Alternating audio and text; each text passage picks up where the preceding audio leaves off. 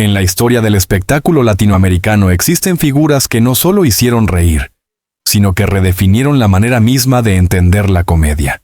Entre ellas, Tintán, cuyo verdadero nombre era Germán Valdés, ocupa un lugar único y casi irrepetible. Para el público, Tintán fue durante décadas sinónimo de carcajada, irreverencia, ritmo, picardía y modernidad. Sin embargo, detrás del personaje público, del traje llamativo, del habla deslenguada y del humor vertiginoso, se gestaba una historia mucho más compleja, marcada por presiones invisibles, contradicciones internas y una tragedia silenciosa que apenas comenzaba a insinuarse en los primeros años de su fama. Para comprender el fenómeno Tintán, es imprescindible situarlo en su contexto histórico. El México de las décadas de 1930 y 1940 era un país en reconstrucción emocional. Tras la Revolución, la sociedad mexicana buscaba símbolos de identidad, pero también válvulas de escape. El cine se convirtió en el gran refugio colectivo, una fábrica de sueños que ofrecía melodramas, héroes rancheros y, cada vez con más fuerza, comedias capaces de aliviar la dureza de la vida cotidiana. En ese panorama dominado por figuras bien definidas, el charro valiente, el galán impecable, la mujer abnegada, irrumpió un personaje que parecía romper todas las reglas. Tintán no representaba al México rural idealizado, sino al México urbano, fronterizo, mestizo, influenciado por la cultura estadounidense, el jazz, el swing y el slang callejero. Su sola presencia desafiaba la noción tradicional de lo mexicano. Germán Valdés nació lejos de los grandes estudios cinematográficos y del glamour que más tarde lo rodearía. Antes de ser una estrella, fue un joven inquieto, observador y profundamente sensible. Quienes lo conocieron en sus primeros años coinciden en que tenía una capacidad natural para la imitación, una intuición casi instintiva para captar gestos, acentos y actitudes humanas. Tintán no surgió de la nada. Fue el resultado de años de observación social, de escuchar la calle, de absorber la música, los conflictos y las contradicciones de un país que se debatía entre la tradición y la modernidad. El personaje se fue formando en la radio, en pequeños escenarios, en espacios donde la improvisación era clave y el contacto con el público, directo y crudo. Desde el inicio, Germán entendió algo fundamental. La comedia no solo debía entretener, sino reflejar. Tintán hablaba como la gente común, se movía como los jóvenes urbanos y se vestía con una mezcla provocadora de elegancia y desorden. Aquello lo volvió cercano, pero también incómodo para ciertos sectores conservadores. El humor de Tintán no era ingenuo ni superficial. Estaba cargado de doble sentido, crítica social y una ironía que, bajo la risa, cuestionaba jerarquías y normas. Se burlaba de la autoridad, del machismo rígido, del clasismo y de la solemnidad excesiva.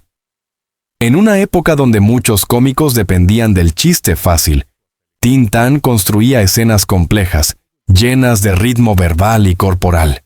Desde una mirada periodística, es evidente que su genialidad también era una carga. Cada éxito elevaba las expectativas. Cada película exitosa reforzaba la idea de que Tintán debía ser siempre el mismo, veloz, ingenioso, imparable. El público no veía a Germán Valdés, veía al personaje y exigía que nunca se apagara. En los primeros años de éxito, el reconocimiento fue abrumador. Contratos constantes, giras, grabaciones, apariciones públicas. Tintán se convirtió en una máquina de entretenimiento que el sistema cultural explotó sin descanso. Desde fuera todo parecía celebración. Desde dentro, comenzaban a manifestarse los primeros signos de desgaste. Los testimonios de colegas y familiares revelan que Germán Valdés rara vez encontraba espacios de silencio. El personaje lo acompañaba incluso fuera del escenario. Reírse se volvió una obligación, no una elección. Y cuando la risa es impuesta, deja de ser liberadora. Este punto es clave para entender la tragedia que más tarde se profundizaría. Tintán empezó a devorar a Germán. El mito crecía. mientras el hombre real quedaba relegado, invisible, atrapado en una imagen que ya no le pertenecía del todo. El público veía libertad, él comenzaba a sentir encierro. Veían irreverencia, él cargaba responsabilidad. Veían ligereza, él acumulaba cansancio. Esta contradicción no explotó de inmediato, pero se gestó lentamente, como una grieta silenciosa bajo una fachada brillante. El nacimiento del mito Tin Tan fue un fenómeno cultural, social y mediático sin precedentes. Revolucionó la comedia, redefinió la identidad urbana mexicana y ofreció al público una nueva forma de reírse de sí mismo.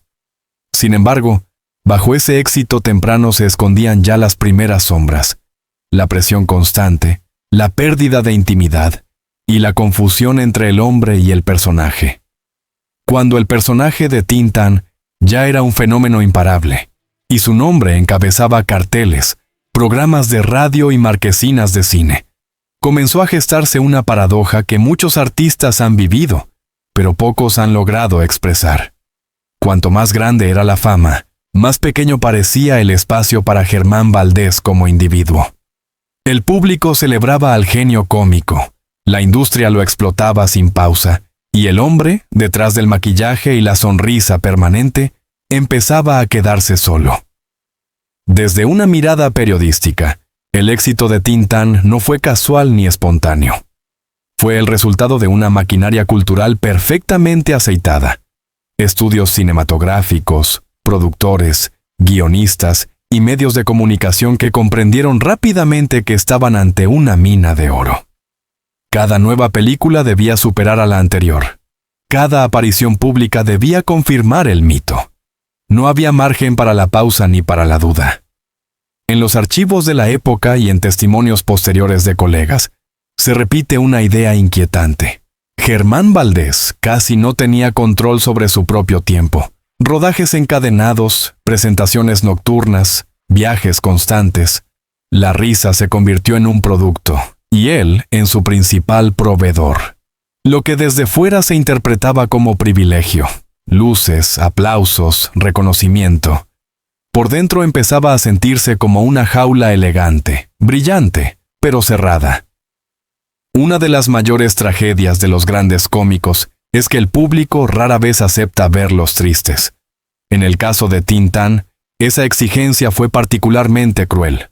Su imagen estaba asociada a la energía inagotable, al ritmo frenético, a la irreverencia juvenil. Envejecer, cansarse o mostrarse vulnerable no formaba parte del contrato simbólico con la audiencia. Fuera del escenario, Germán seguía siendo Tin Tan. En reuniones privadas, en entrevistas, incluso en momentos íntimos, se esperaba que improvisara, que hiciera reír, que confirmara el personaje. La frontera entre la vida pública y la privada se desdibujó peligrosamente. Este fenómeno, analizado hoy desde la psicología y el periodismo cultural, revela un patrón claro. La identidad del artista fue absorbida por su creación. Tin Tan dejó de ser un rol para convertirse en una obligación permanente. Ante la imposibilidad de detener la maquinaria, Germán Valdés buscó válvulas de escape. No por rebeldía ni por frivolidad, sino por agotamiento. El cansancio emocional, cuando no encuentra descanso, suele transformarse en conductas autodestructivas. Los excesos, no siempre visibles para el público, comenzaron a aparecer como una forma de anestesia. No eran simples caprichos de celebridad, sino intentos desesperados por silenciar una mente que nunca descansaba. La risa, que había sido su lenguaje natural, ya no bastaba para protegerlo del vacío. Es importante subrayar esto desde una ética periodística. No se trata de juzgar, sino de comprender. Tin Tan no cayó en los excesos por debilidad moral, sino por una estructura que lo empujó a mantenerse siempre encendido, incluso cuando su cuerpo y su mente pedían tregua. Paradójicamente, cuanto más querido era por el público, más profunda se volvía su soledad. Las relaciones personales se resentían. La fama atrae multitudes, pero no siempre compañía auténtica. A Germán le costaba distinguir quién se acercaba por afecto genuino y quién lo hacía por interés profesional. Amigos de juventud se fueron alejando. Nuevos círculos aparecieron, más superficiales, más volátiles. En ese entorno, el silencio se volvió raro, incómodo, y sin silencio, no hay introspección ni descanso emocional. Desde el punto de vista narrativo, este es uno de los ejes centrales de la tragedia de Tin Tan. Rodeado de gente, estaba profundamente solo. Mientras el mito seguía intacto ante las cámaras, el cuerpo de Germán comenzaba a enviar señales claras. Fatiga crónica, cambios de humor, pérdida de entusiasmo. Síntomas que hoy identificaríamos como señales de desgaste psicológico severo, pero que en aquella época se ignoraban o se minimizaban. La industria del entretenimiento no estaba diseñada para cuidar a sus estrellas, sino para exprimirlas. Detenerse era visto como debilidad, pedir ayuda como ingratitud. Tin Tan, fiel a su personaje, siguió adelante. Cada carcajada del público ocultaba un esfuerzo mayor. Cada actuación exigía más energía que la anterior. El precio del éxito empezaba a cobrarse con intereses. En entrevistas de aquellos años, se percibe una contradicción constante. Germán hablaba del amor del público con gratitud, pero también dejaba escapar frases cargadas de cansancio, de hastío, de una melancolía difícil de disimular. El humor seguía siendo su escudo, pero ya mostraba fisuras. Desde una lectura analítica, este conflicto interno es clave para entender lo que vendrá después. Tin Tan no perdió el talento, perdió el equilibrio. Y cuando el equilibrio se rompe, incluso el genio más brillante queda expuesto. El segundo acto de esta historia no es el declive aún, sino el aviso. El momento en que el éxito deja de ser una bendición absoluta y comienza a revelar su rostro más cruel. Tin Tan seguía siendo el rey de la comedia, pero Germán Valdés empezaba a pagar el precio de sostener esa corona sin descanso. La tragedia silenciosa no estalló de inmediato. Se fue acumulando, día tras día, risa tras risa, aplauso tras aplauso. Hubo un momento, difícil de fechar con precisión pero evidente en retrospectiva, en el que el sistema que había elevado a Tin Tan comenzó a mirarlo con otros ojos. No con desprecio abierto, ni siquiera con rechazo explícito, sino con algo mucho más letal en el mundo del espectáculo: indiferencia progresiva. La industria que antes lo necesitaba con urgencia, empezó a considerar que su tiempo dorado podía estar llegando a su fin.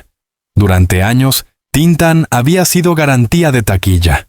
Su nombre bastaba para asegurar público, risas y rentabilidad. Sin embargo, el cine, como toda industria, se rige por ciclos. Nuevos rostros aparecían, nuevas modas se imponían, y el humor empezaba a transformarse. Lo que antes era revolucionario comenzó a ser percibido, injustamente, como reiterativo. Este fenómeno no tiene que ver con la pérdida de talento, sino con el desgaste de la fórmula. Tin Tan seguía siendo brillante, pero el sistema exigía novedad constante. Y la paradoja era brutal. Se le pedía reinventarse sin dejar de ser Tin Tan. Productores que antes lo buscaban con insistencia, empezaron a espaciar llamadas. Los guiones ya no estaban escritos pensando exclusivamente en él. Aparecieron condicionamientos, recortes de tiempo, papeles menos centrales. Nada abrupto, nada que pudiera denunciarse como traición directa, pero suficiente para que Germán Valdés percibiera que algo estaba cambiando. En entrevistas posteriores, algunos colegas recordaron cómo Tin Tan empezó a sentirse fuera de lugar en espacios que antes dominaba con naturalidad. La confianza mutua entre artista e industria se resquebrajaba lentamente. Tin Tan había sido símbolo de modernidad, pero el tiempo no se detiene. La misma modernidad que lo consagró terminó empujándolo hacia los márgenes. El público joven comenzaba a mirar hacia otros referentes, y la industria, siempre oportunista, siguió esa tendencia sin mirar atrás. Aquí aparece uno de los aspectos más crueles del espectáculo. No hay memoria institucional. Los logros pasados no garantizan protección futura. El artista vale mientras produce resultados inmediatos.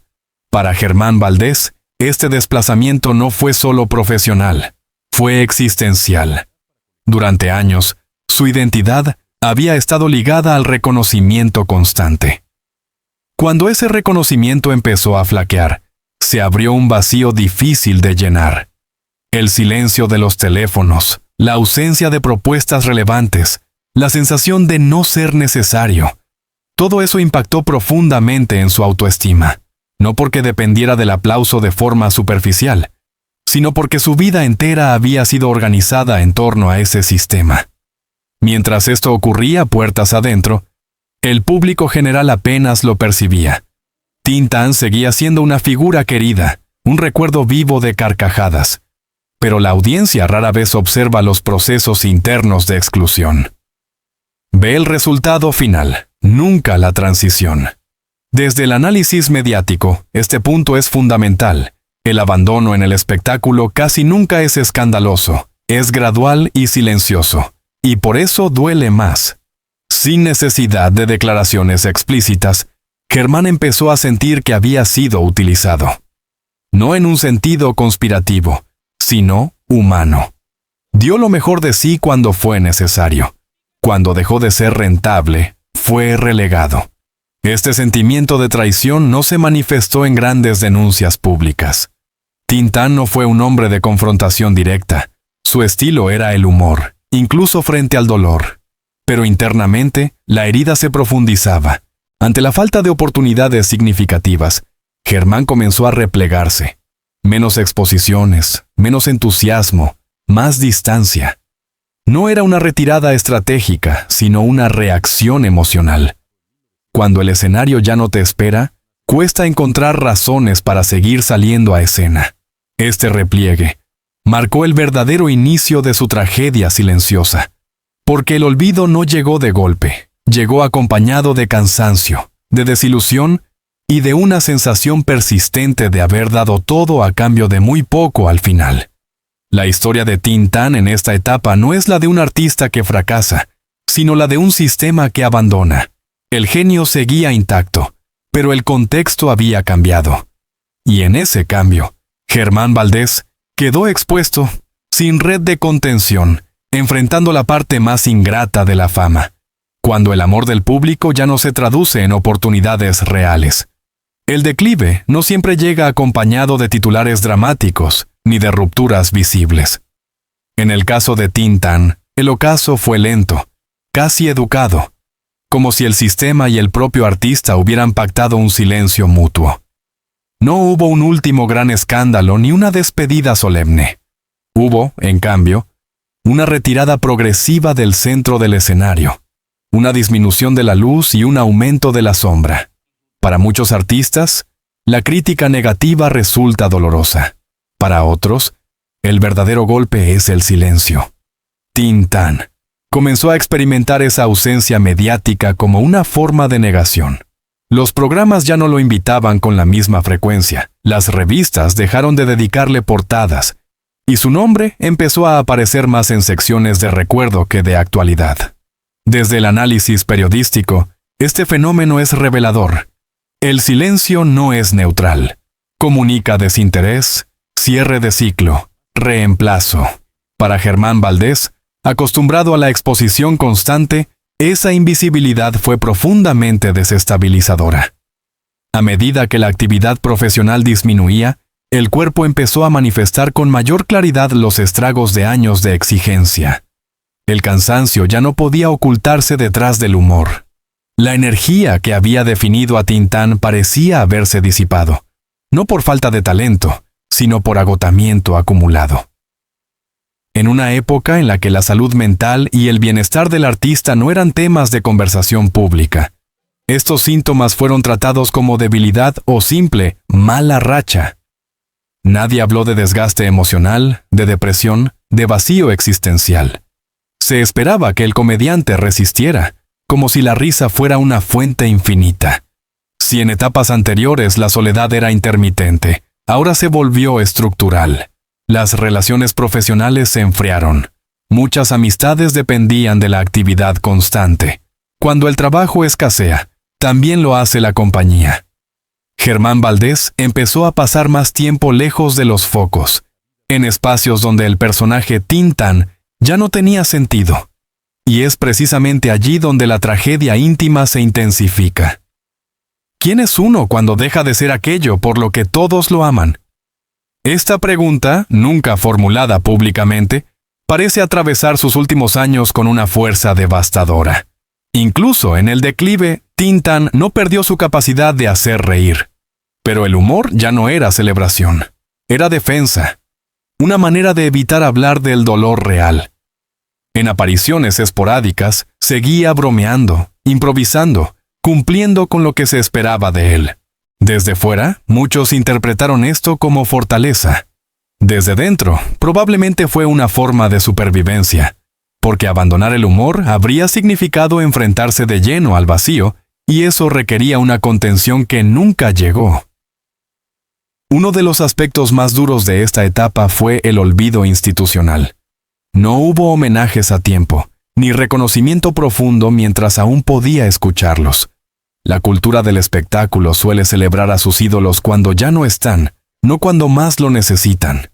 Tintán empezó a convertirse en una figura del pasado, en un nombre citado con cariño pero sin responsabilidad. El sistema que se benefició de su talento no ofreció acompañamiento real en su retirada. A diferencia de otras caídas famosas, la de Tintán no fue escandalosa. No alimentó el morbo ni los titulares sensacionalistas, y precisamente por eso resulta más trágica. Fue una tragedia silenciosa, íntima, casi invisible para el gran público.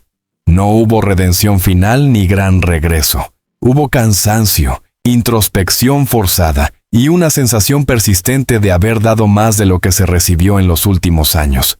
En esta etapa final, Germán Valdés ya no competía con la industria ni con nuevas generaciones. Competía consigo mismo, con el recuerdo de quién había sido.